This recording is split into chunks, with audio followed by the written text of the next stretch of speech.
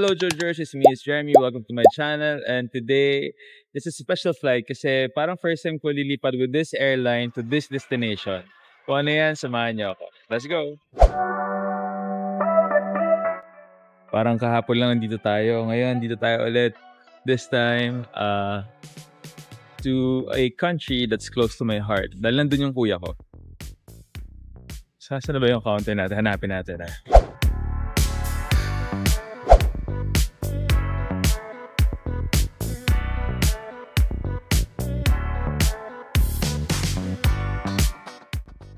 So our check-in counter is E2 to E5. So we're heading to Don Muang. It's not the usual Suvarnabhumi Airport in Thailand. Ito ay yung least airport na pinupuntahan. But ang maganda dito, malapit siya dun sa bahay ng kuya ko. Kaya perfect siya na stop dun sa Bangkok.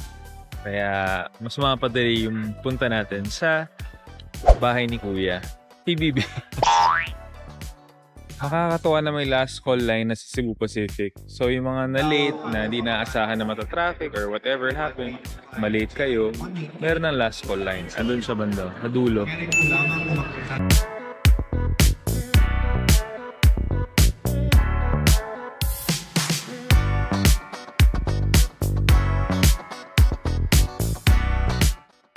So, para hindi rin kayo ma-hassle, kung gusto niyo mapabilis yung process niyo of checking in, magbabackdrop na lang kayo. Meron silang self-check-in counter. Ayan. So, just tap here to begin. And then, either you print a baggage tag, you print your boarding pass, or you check in. Pwede na din. Diba? Easier. So, it's almost our boarding time. Gate 104 tayo. Medyo dulo siya, pero manageable.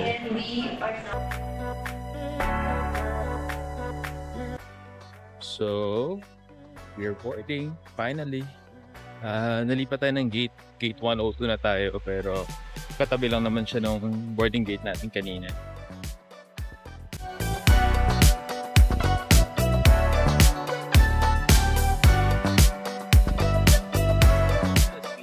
Finally boarded and we're by the window. And I have good news, Jojers and Jerry Bears. Meron na silang outlet for charging.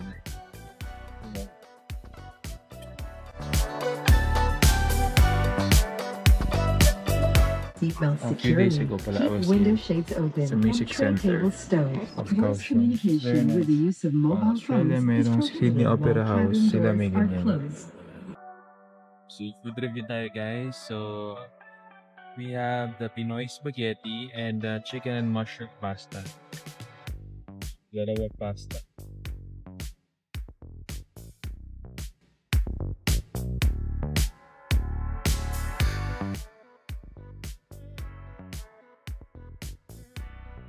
Spring chicken. It's not dry. It's very juicy. Tapos yung redness ng penne works well with the sauce, no? Doon kumakapit yung sauce. Nice. So also, take time to appreciate that they use smoothed spinach pork.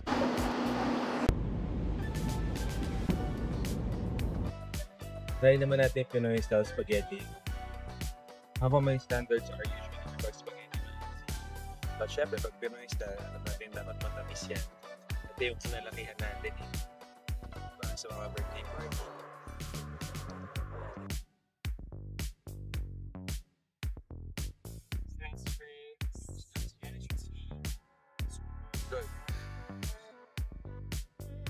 Yan, naalala ko ng kwento ko lang, share ko lang. Nung elementary ako, meron akong kaklase doon na kung bumili ng spaghetti sa isang fast food chain, dala-dalawa, kasi hindi namimiga, hindi nag-share. How I can have all the spaghetti I want. Not just any spaghetti, the best Pinoy spaghetti, airborne. It's the Pacific spaghetti. We have just landed Don Muang here in Bangkok.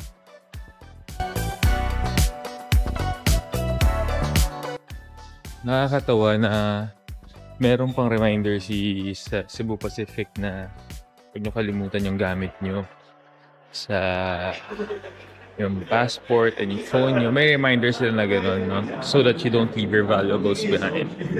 Yeah, so first thing we do pagka-land, connect sa Wi-Fi. Yung sinabi, ito pala sa Casada.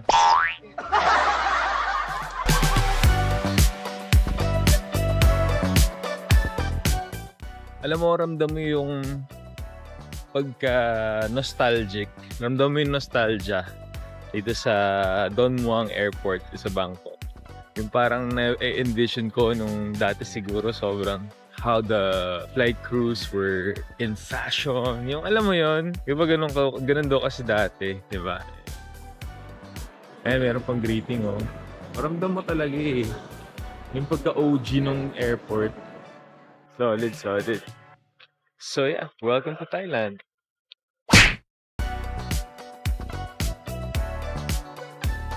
Di ko maalala kung merong convenience store sa labas ng Savannah-Boni Airport.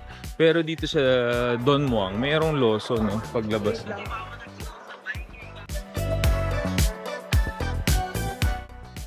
So, one of the many reasons na bakit tayo nagpunta dito sa Bangkok, aside from meron akong kailangang i-abot sa kapatid ko, gusto ko rin i-check out tong bagong mall. It's called M-Sphere. Sa likod tayo dumaan sa Gourmet Market. Pero maganda pa rin naman yung back entrance.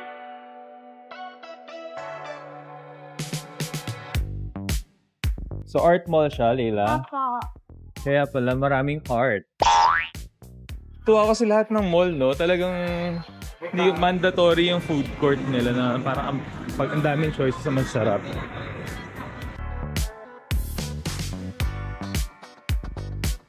Dati ganito yung kulay ng room ko. Black, red, white, or gray.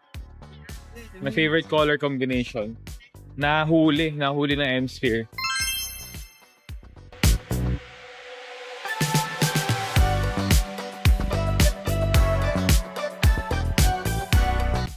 May current immersive Disney animation ongoing here at M-Sphere. So of all the movies in the past 100 years of Disney, which is your favorite? I have a lot of favorites. Like name one or two, top of your head. Rapunzel. Rapunzel? And another one? Mulan. I like that too. I like Mulan.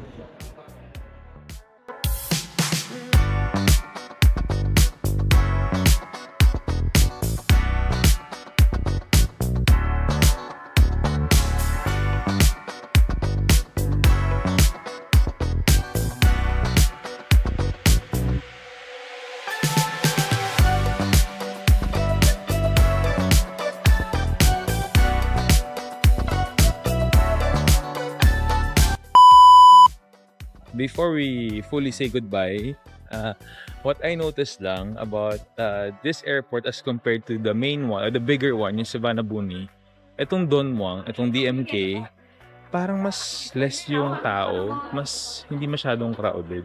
Mas makakahinga ka. Ang bilis ko lang din sa sa pila dun sa line sa Cebu Pacific.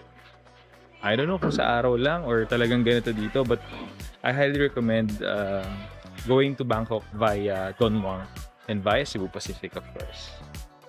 Tapos, para dun sa may mga mahilig sa inyo dyan na magpasalubong ng mango sticky rice at bibili sa airport, mayroon din dito sa Don Muang. And